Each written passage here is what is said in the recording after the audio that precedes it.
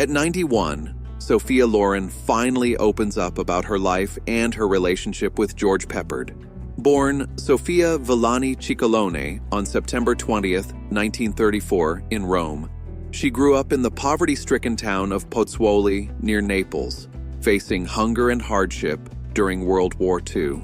Yet even amid struggle, her beauty, spirit, and dreams of a brighter future shone through her resilience, led her to a local beauty contest at 15, where film producer Carlo Ponti noticed her.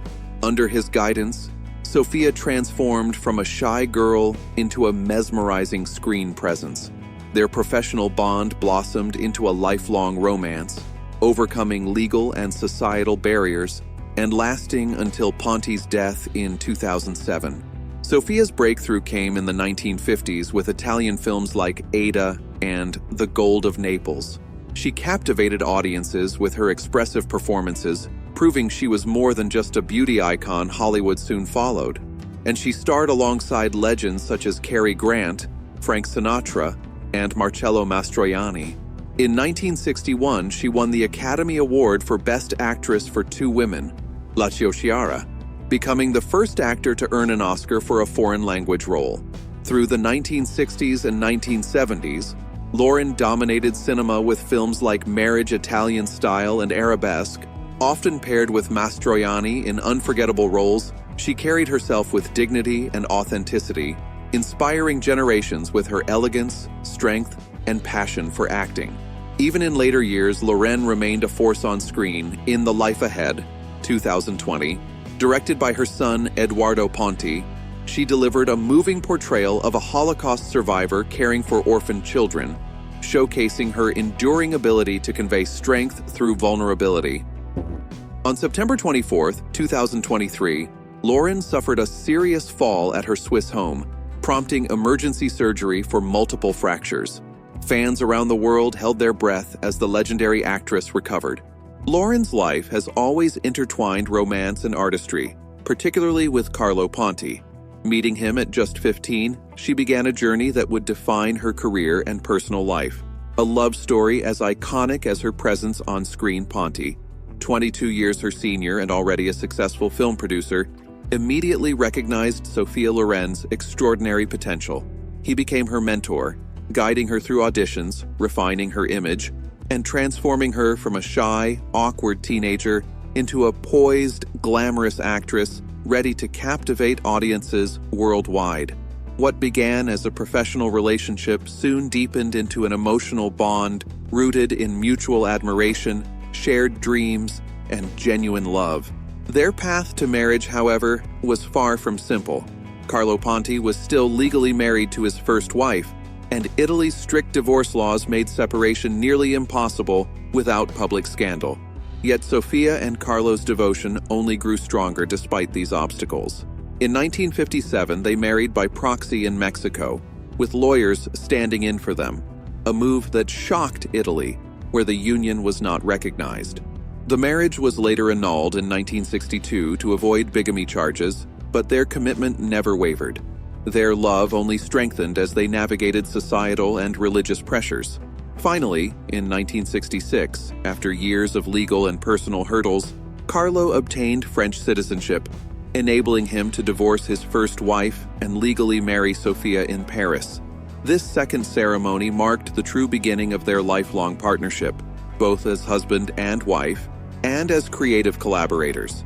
Carlo produced many of Sophia's most acclaimed films, including Two Women, 1960, which earned her the Academy Award for Best Actress, and Marriage Italian Style, 1964, both directed by Vittorio De Sica.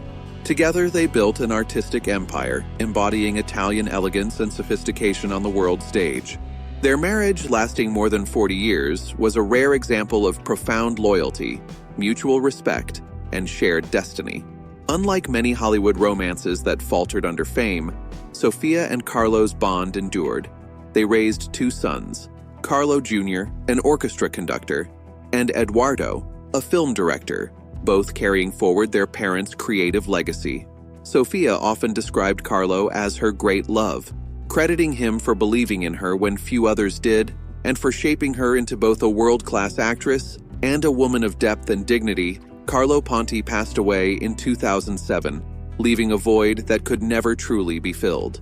His death marked the end of an era for Sophia, yet she continues to honor his memory with grace, reflecting on their shared laughter, dreams, and the quiet strength of their companionship. Their story remains a timeless example of love enduring against all odds, built on passion, artistic synergy, and unwavering commitment. At 91, Sophia Loren remains one of the last living legends of Hollywood's golden era, a symbol of beauty, intelligence, and emotional depth. She shared the screen with countless leading men, but one name she has rarely spoken about is George Peppard. Only now, in her later years, does she open up about their time together. "George was a mystery to me," Loren recalls softly. "He was handsome, talented, but there was something behind his eyes, something troubled, something that always wanted to prove itself." Loren recalled first meeting George Peppard in the early 1960s, when both were at the height of their careers. She was already an international star, celebrated for two women, El Cid and Yesterday, Today, and Tomorrow, while Peppard had just emerged as a rising Hollywood leading man after breakfast at Tiffany's. "We met at a dinner in Los Angeles," she remembered. "He was quiet at first, almost distant, but when he spoke, his voice carried authority. You could tell he had fought hard to be taken seriously." Loren described Peppard as possessing an old-fashioned masculinity, charming yet intimidating, proud yet restless. Their professional relationship was marked by respect, but also tension. "George was serious about his craft," she said. "He wanted everything perfect, every line, every gesture. That intensity can be beautiful, but exhausting." She recalled how his perfectionism and stubbornness sometimes led to conflicts with studios and co-stars, costing him opportunities that might have made his career legendary. "He didn't always play the Hollywood game," Loren admitted. "He wanted to be respected as an artist, not just a handsome man. I admired that, but it made things hard for him." Yet Loren's reflections were affectionate. She remembered a gentler side, a man who loved books, politics, and the human condition. "Sometimes I think he was too intelligent for the world he found himself in," she said softly.